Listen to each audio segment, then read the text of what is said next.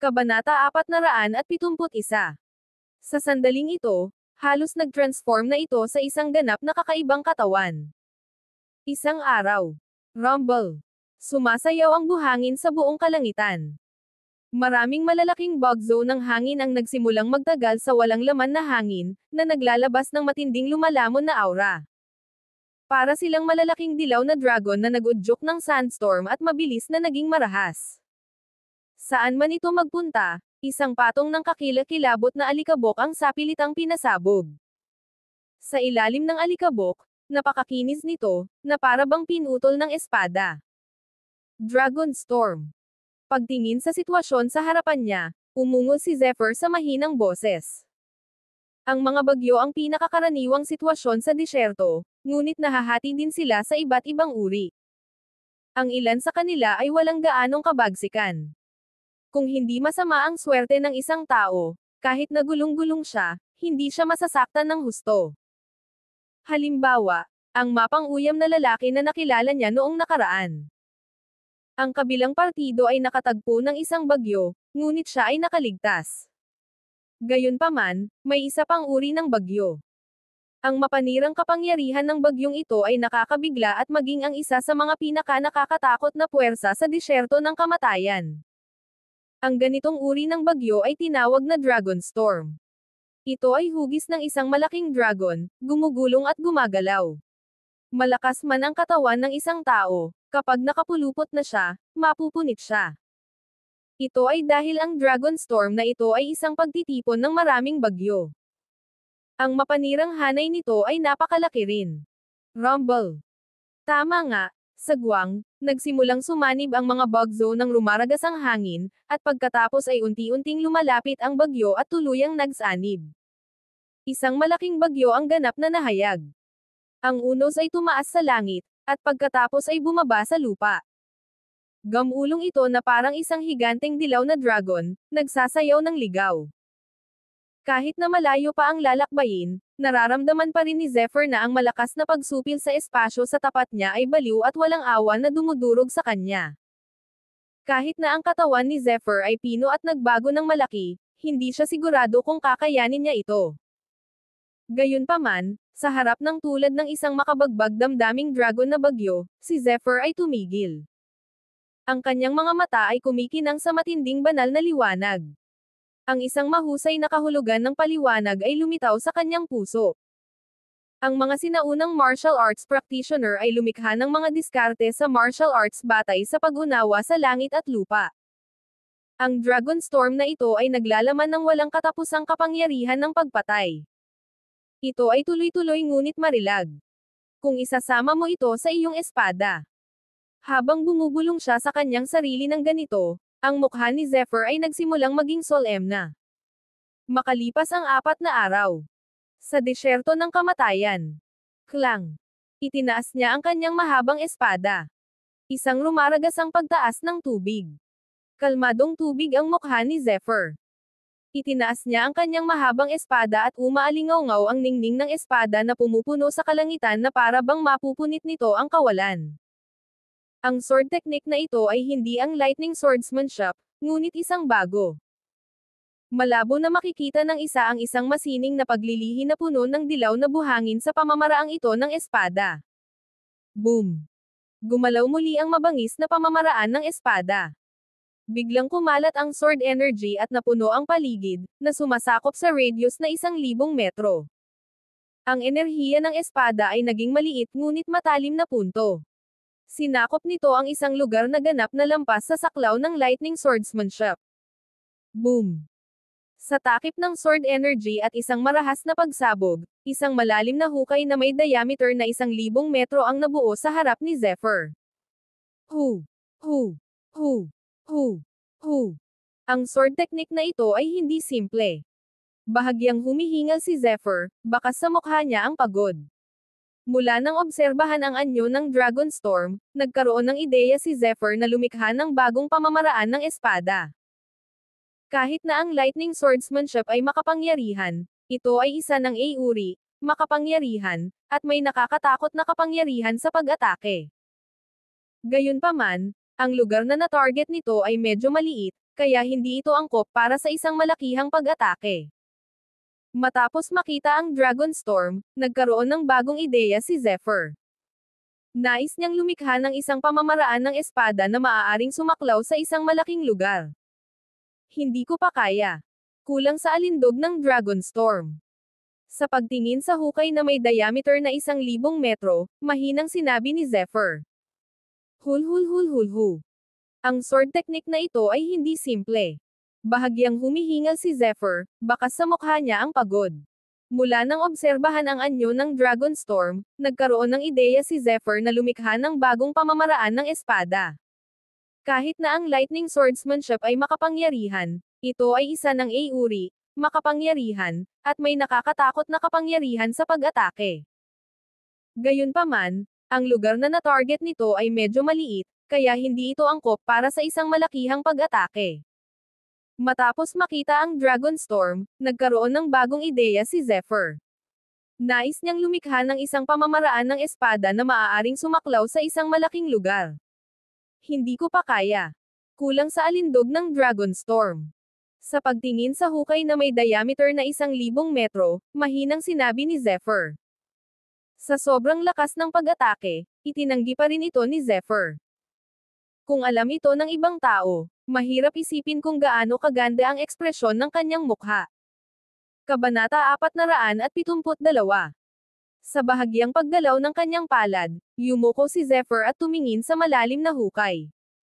Bumagsak ang mukha niya sa malalim na pag-iisip.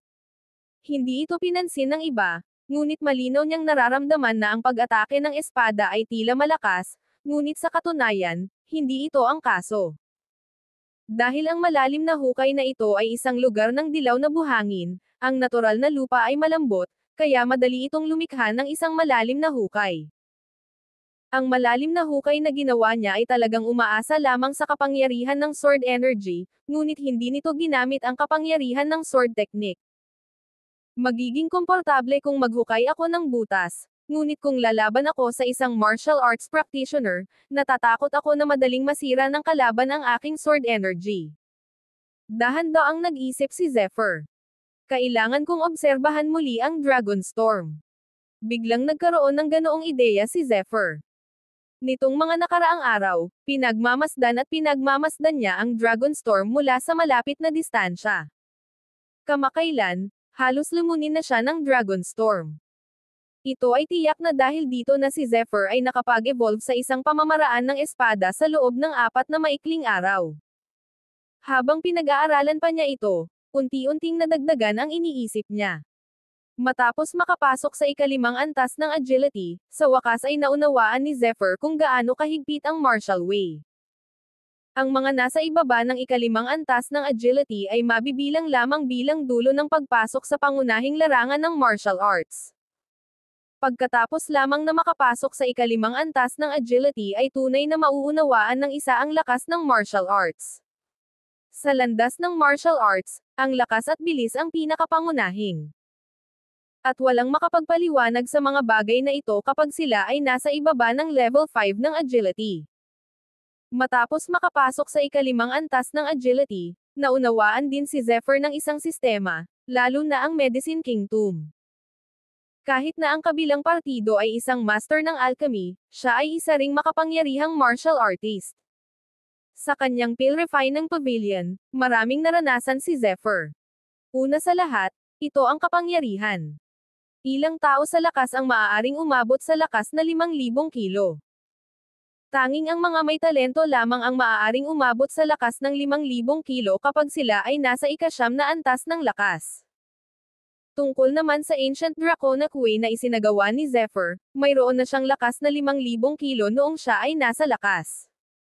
Kapag pumapasok sa agility, magkakaroon ng qualitative breakthrough. Kahit na ang isang ordinaryong Levi isang agility realm martial artist ay magkakaroon ng hindi bababa sa 5,000 kilo ng kapangyarihan. Karamihan sa mga nasa ibaba ng Levi 5 agility realm ay nasa lakas na 30,000 kilo. Kapag naabot niya ang level 5 agility realm, magkakaroon siya ng 50,000 kilo ng kapangyarihan. Gayunpaman, ito ay para lamang sa mga martial practitioner na may karaniwang kakayahan. Para sa Zephyr, matapos makapasok sa ikalimang antas ng agility, malamang na umabot na sa 100,000 kilo ang kanilang lakas. Gayunpaman, ito ay hanggang sa hindi paggamit ng kapangyarihan ng isang dragon scale. Sa pagdaragdag ng kapangyarihan ng kaliskis ng dragon, sapat na ito upang maabot ang antas ng 1,000,000. 1,000,000 kapangyarihan. Isang level 9 na agility realm expert lamang ang kwalipikadong makamit ito, ngunit nagawa ko. Ang Ancient Draconic Way ay talagang isang makapangyarihang cultivation skill. Iniisip ang kanyang kalamangan sa lakas, sinabi ni Zephyr sa kanyang sarili. Kung tungkol sa bilis, bihira na talagang may makapaghahati sa sistema. Magagawa lamang ng isang ordinaryong martial practitioner na malampasan ang bilis ng hangin o maabot ang bilis ng tunog sa kanyang agility. Gayunpaman, ang aking Thunderfoot ay nagtataglay ng suporta ng lakas ng kidlat. Ito ay sapat na upang agad na malampasan ang bilis ng tunog. Habang nag-iisip, sinimulan ni Zephyr na i-break ang kanyang mga pakinabang ng paisa-isa, at pagkatapos ay dahan-daang naiintindihan ang mga ito. Matapos ang pag-unawang ito, muli siyang nakakuha ng maraming karanasan. Kabanata 473. Swoosh! Matapos mag-isip ng ilang sandali, biglang gumalaw si Zephyr at mabilis na naging isang sinag ng liwanag at nawala. Makalipas ang mga 15 minuto, nakarating na siya sa buhangin. Ito ang lugar na napansin niya kamakailan. Madalas lumitaw dito ang mga Dragon Storm. Ang Dragon Storm ay hindi nangyayari araw-araw.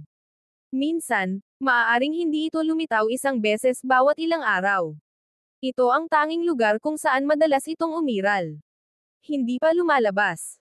Ramdam ang mapang ipang espiritu sa guwang, bahagyang nagsalubong ang mga kilay ni Zephyr. Ayon sa kanyang obserbasyon nitong mga nakaraang araw, malapit na ang Dragon Storm, lalo na ang mapang ipang pakiramdam na tumatagos sa hangin, na sapat na para husgahan ang mga tao sa isang maikling hininga. Pagkatapos ng random na paghahanap sa isang lugar, kinuha ni Zephyr ang isang piraso ng pinatuyong karne mula sa kanyang storage ring at isinuot ito sa kanyang bibig, dahan-daang ngumunguya at naghihintay. Swoosh! Habang si Zephyr ay nakatuon sa pagbibigay pansin, isang bahagyang pagbabago-bago ang nakakuha ng kanyang pansin. 100 metro ang layo ng mahinang simoy ng hangin, na nagdulot ng maraming ripples na lumitaw. Ito ay parang isang mahinahong daloy ng tubig sa loob ng isang lawa. Gayunpaman, malinaw na naramdaman ni Zephyr na mayroong isang uhaw sa dugo na aura na nakatago sa mga ripples. Bumangon. Matapos ilagay ang huling piraso ng pinatuyong karne sa kanyang bibig at lunukan ito, naging alerto ang mga mata ni Zephyr. Unti-unting lumitaw ang Draken sa kanyang kamay. Swoosh! Habang may kakaibang tunog na nagmumula sa loob ng graba, lalong naging seryoso ang mukha ni Zephyr. Napakabilis. Pakiramdam. Nang wala pang 20 metro ang layo nila kay Zephyr, isang mahabang hiyawan ang biglang narinig. Pagkatapos ay nagsayaw ang hangin at buhangin, at isang itim na anino ang sumugod kay Zephyr. Ang dilaw na buhangin sa lupa ay direktang bumuo ng isang malalim na kanal, at ang walang katapusang buhangin ay patuloy na lumulubog sa kanal. Ang kabilang partido ay nakakagulat na malaki. Ito ba talaga ang Evil Sand Python? Bahagyang nagbago ang mukha ni Zephyr at hindi niya napigil ang bamulong sa sarili. Humigit kumulang 10 metro ang haba nito at natatakpan ng mga kaliskis na dilaw sa lupa. Parang sawa. Bukod sa kaliskis, may mga dilaw na bukol sa katawan nito na nakakatakot. Isa ito sa pinakamahirap na gampanin sa disyerto, Evil Python of Sand. Ang Evil Python of Sand ay isang mabangis na hayop, isang ika-4 na antas na mabangis na hayop. Maaari lamang itong lumitaw sa disyerto. Kadalasan, nagtatago ito sa ilalim ng disyerto at uhaw sa dugo at baliw. Sa sandaling kumain ito, hindi ito lilito ng mahabang panahon. Hindi ito lilito hanggat hindi nito natutunaw ang naipon sa katawan nito. Sa oras na ito, ang dalawang malalaking pangil ng sand python ay malapit sa kamay, at ang katawan nito ay paikot-ikot patungo kay Zephyr. Halos lumipad na ang bilis nito. Buzz! Kumalas ang Thunder Shadow Steps. Kumilos si Zephyr sa bilis na lumampas sa bilis ng tunog at mabilis na nagtago ng 12-dosenang metro ang layo. Gayunpaman, may bakas ng pagbabantay sa kanyang mukha. Napakabilis ng lalaking ito. Ang isang ranggo ng 4 na ominous beast ay wala kay Zephyr sa bagay na ito. Madali pa niyang napatay ang kalaban nito. Gayunpaman, ang sawa na ito ay may ugali na mamuhay ng magkakagrupo. Iyon ay upang sabihin, marahil ay may iba pang mga pag-iral sa paligid ng hitsura ng sand python na ito. Pakiramdam. Tama, si Zephyr ay nakaramdam lamang ng pamamanhid sa ilalim ng kanyang mga paa. Si malaking puwersa biglang lumitaw ang paa. Hits. Sa gitna ng mga sumisitsit na tunog, ang buhangin sa paligid ni Zephyr ay nagsimula at bumagsak ng ligaw. Isa-isang tinatrato ng mga malalaking sawa si Zephyr ka ang kanilang biktima at pinalibutan siya togat ang pares ng dilaw na mga mata ng ahas ay kumislap ng matako at uhaw sa dugo na liwanag. Kabanata 474. Patuloy nilang inilalabas ang kanilang mga dila at nagngangalit ang kanilang mga ngipin, na nakadikit sa figure ni Zephyr. Meron. Napakarami. Mukhang nagulat si Zephyr. Mayroong 20 o 30 sa kanila. Gustong-gusto man ng mga sawa na manirahan ng grupo-grupo, iilan lang sila sa kanila. 20 o 30 sawa ng buhangin ang lumitaw ng magkasama. Ito ay simpleng hindi kapani-paniwala. Rumble. Nang akmang kikilos na si Zephyr, biglang lumitaw sa kawalan ang bug zone ng rumaragas ang hangin. Pagkatapos, ang nagngangalit na hangin ay nagbago at mabilis na pinagsama sa isang hugis ng dragon. Dumating na ang Dragon Storm. Bahagyang nagbago ang mukha ni Zephyr. Sa sandaling ito, ang mga sand python na ito ay nagiging mas mahirap harapin. Ang sawa ay maaaring pumasok sa dilaw na buhangin sa kalooban. Bukod dito, ito ay mas mabilis kaysa sa dilaw na buhangin at maihahambing pa sa bilis ng tunog. Ito ay lubos na nagpapataas ng kabagsikan ng sawa. Hindi nagtatagal ang Dragon Storm. Kapag ang Evil Sand Python, na ito ay nakatago sa loob ng dilaw na buhangin, tataas ang bilis nito at magiging mas mahirap pang harapin. Habang bahagyang pumikit ang kanyang mga mata, ang mga mata ni Zephyr ay puno ng layuning pagpatay. Pakiramdam. Isang sand python ang biglang nagtaas ng ulo. Ang malaking katawan nito ay bumagsak sa lupa, nakapulupot, at marahas na tumalbog palabas. Tulad ng isang matulis na palaso, mabangis itong sumugod patungo kay Zephyr. Ang nakakatakot na bilis na ito ay lumitaw sa harap ni Zephyr sa isang iglap. Klang! Si Zephyr, na laging nakabantay, ay mabilis na sumalakay na may hawak na draken sa kanyang kamay. Lumabas ka! Isang liwanag ng espada ang kumislap. Ang sword focus na dumadaloy sa mahabang espada at ang siksik na aura ay agad na bumasag sa depensa ng kalaban. Sa talas, putol-putol na ang katawan ng kalaban. Swoosh! Ngunit sa susunod na sandali, lahat ng sand python ay nag-react at mabangis na sumugod kay Zephyr. Ang nakal-alasong likido ay nahulog at nabuo ang malalaking malalim na hukay sa buhangin, na may hindi kanais-nais na amoy na kumakalat. Buzz! Klang! Ang kaliwang kamay ni Zephyr ay naging isang sword finger at naglaslas sa espada. Ang mga bungkos ng espada ay nakatutok at hindi nagkalat. Swordsmanship ng kidlat. For a time, si Zephyr ang sentro. Mabilis na naputol ang endless sword energy. Sa isang iglap, ang sword energy ay tila na condensed sa isang rumaragasang hangin at gumulong sa lahat ng direksyon. Buzz. Saan man pumunta ang sword energy, ang sawa ay direktang hiniwa sa 2 piraso. Buzz. Biglang naramdaman ni Zephyr ang pamamanhid sa ilalim ng kanyang mga paa, at pagkatapos ay isang malaking puwersa ang marahas na ibinato sa kanya. Isang malaking ulo ng ahas ang bumuka ng bibig nito. Sa mga alon ng malansang amoy, ang makamandag na ngipin ay lumalapit na sa kanyang likuran. Swordsmanship ng kidlat. Gamit ang pagwagayway ng kanyang mga daliri, ang evil breaking eye sa pagitan ng kanyang mga kilay ay mabilis na naglabas ng mga bahid ng kidlat. Habang nagtitipon ang kidlat, muling binomba ng 12-dosenang talom ng kidlat ang paligid. Pakiramdam. Sa sunod-sunod na matinis na hiyawan, mahigit kalahati ng mga sand python ang napatay. Gayunpaman, nabigla si Zephyr nang malaman niya na sa kanyang pakikipaglaban at pagpatay, ang bilang ng mga sand python ay hindi nabawasan, ngunit nadagdagan. Paminsan-minsan, ang mga sawa ay sumusugod sa dilaw na buhangin, na nagiging sanhi ng mga alon. Anong nangyayari? Bakit ang daming evil sand pythons bigla? Kapansin-pansing nagbago ang mukha ni Zephyr. Kabanata 475. Siyempre, hindi siya natatakot sa mga evil sand python na ito. Sa bilis niya, nakakatakas siya kahit hindi siya kalaban ng mga ito. Bukod dito, sa lakas ng mga mabangis na hayop na iyon sa ika-4 na antas, wala silang magagawa sa kanya. Ngunit ang napakaraming sand python ay nagpaseryoso sa kanyang mukha. Ang evil pythons of sand ay isang grupo ng mga mabangis na hayop, ngunit gaano man karami ang kanilang tinitirhan, talagang imposible para sa kanila na magkaroon ng napakarami. Marahil ay isa lamang ang dahilan kung bakit sila nakakapagtipon ng napakaraming anghari. Dapat mayroong isang king level na pag-iral sa mga python. Bawat grupo ng mga buhay na nilalang ay magkakaroon ng hari. Ang haring ito ay may ganap na apela at pagkakaisa, at ang lakas nito ang pinakamalakas. Kung talagang umiiral ang King of the Evil Sand Python, gaano ito kalakas? Lalong naging mapagbantay si Zephyr. Rumble.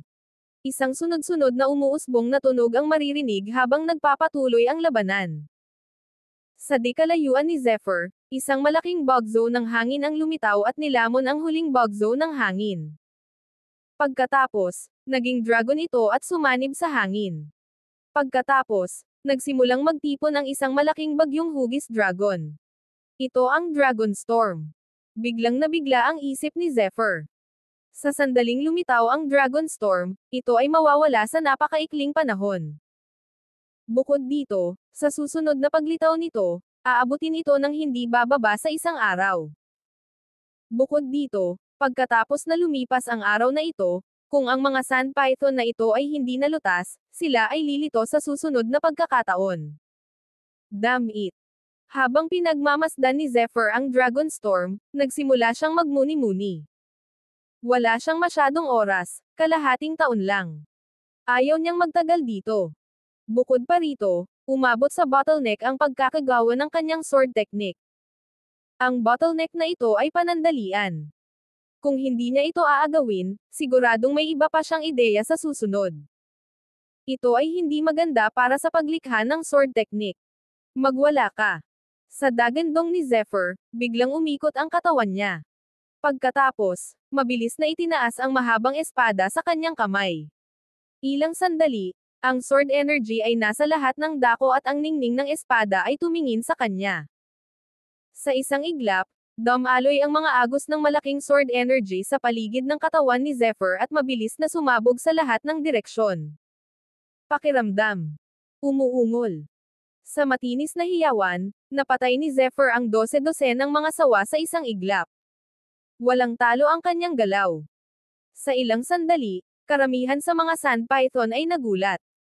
Gayunpaman, sa oras na ito, isang malakas na pakiramdam ng krisis ang lumitaw sa puso ni Zephyr, na partikular na malinaw at malakas. Pagtingin sa nakapalibot na evil sand python, napakunot ang noo ni Zephyr. Sa oras na ito, ang mga sand python na ito ay napatay at hindi nang ahas na lumapit sa kanila. Kahit na mayroong isang king level na eksperto na nangunguna sa kanila, sila ay nasa antas ng ika-4 na antas ng Ominous Beast, kaya ang mga sand python na ito ay may ilang katalinuhan.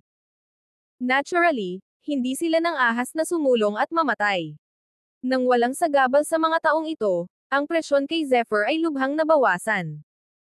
Pagkatapos ay tumingin siya sa Dragon Storm at mabilis itong pinagmasdan. Sa kanyang harapan, itong Dragon Storm ay tila kontrolado ng isang tunay na dragon. Ang misteryong nakapaloob dito ay naging mas malinaw at mas malinaw. Oo, ito ang pakiramdam.